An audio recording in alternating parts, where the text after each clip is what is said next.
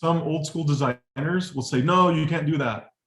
Okay. And the reason they're saying that is that they're operating on old lithography standards. Lithography, or an offset printing, like high-end production level printing, is not printed out of a laser printer like you have in your home or your office.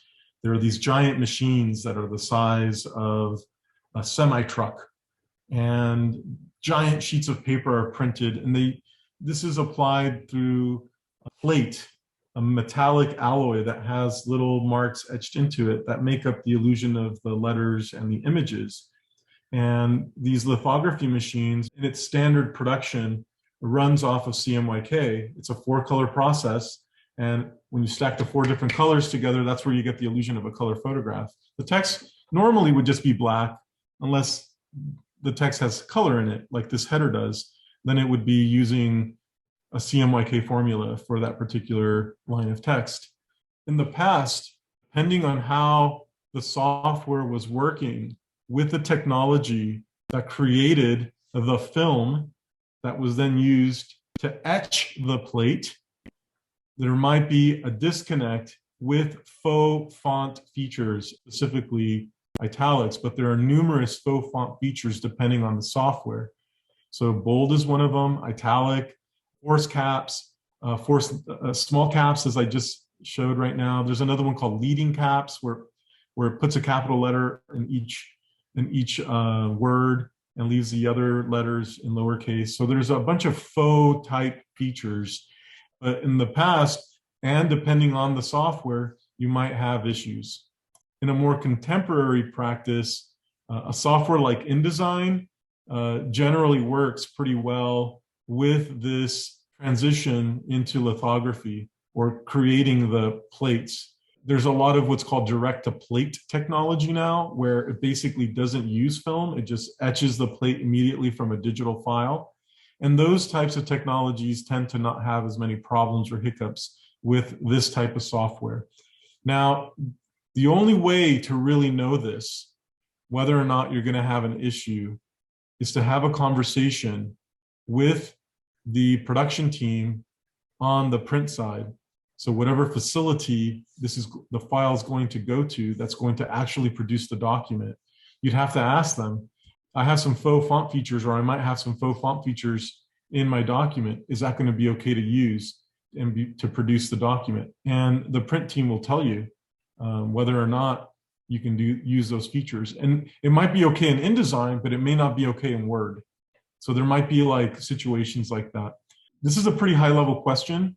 What I would say from experience in InDesign in the last 5 years, I have not had any issues with faux font features, but best practice says you wouldn't want to use them.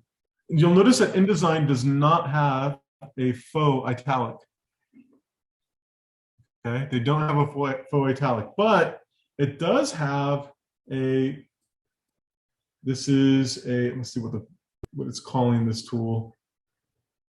Trying to hover over it, skew.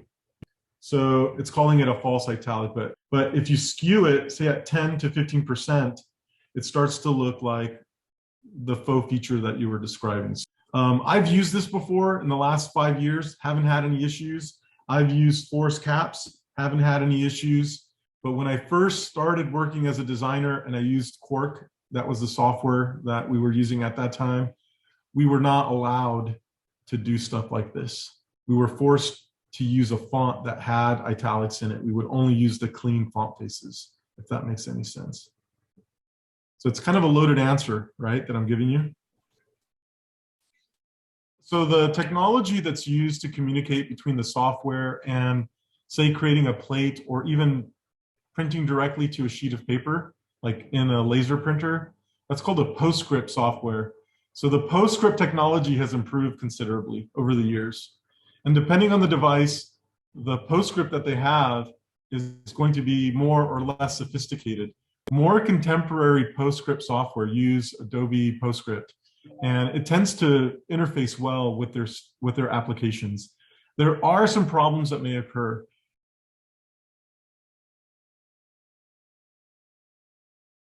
Ultimately, this is the best advice that I would this is the right way. This is the correct advice. Even if it's not a faux feature, even if you think all of the type is being set correctly and cleanly, you should always ask for a proof from the print shop before they do the final run. And it doesn't matter what printer they're using, always request a proof and a color proof. In the past, we used to get color proofs, and we used to refer to as blue lines that look like a blueprint. And we would look at both of the blue line, because the blue line would give you sort of value, understanding of value and whether or not the values were coming out right. And then the color proof would tell us if the colors were right. And then both of them would tell us whether or not the fonts and features are being described correctly. So generally speaking, you request a proof and you look over the proof and then you sign off on the proof. Or if you find errors, you would mark the errors, go back to the print vendor and say, hey, what's this about? And we'd have a conversation to figure out why it's occurring. Is it something on their end? Is it something on my end? Who's going to fix it? How do we fix it? So on and so forth. I've been involved in print production my whole career. So I'm not going to say how many projects I've done, but just in the beginning of my career, there seemed to be more issues. In the last 5 years, I would even say last 10 years, since Adobe PostScript 10 has become the norm for communicating from the software to printing devices, a lot of those issues have gone away. Some still exist though. So you just got to get a proof and check it out. And in my case, when I work with my clients, I don't act as the final proof agent. I proof it myself, and then I send it to the client, or I send the proof directly to the client and I tell them to proof it. They go, if you see something wrong, it's your responsibility to mark it and tell me and tell the print vendor, so that way we can correct it. And that way it washes my hands from responsibility, right? So it's my way of sort of protecting myself to ensure that all errors are caught by the client. And of course, I'm looking for them also, but I want the client to take ownership of that as well.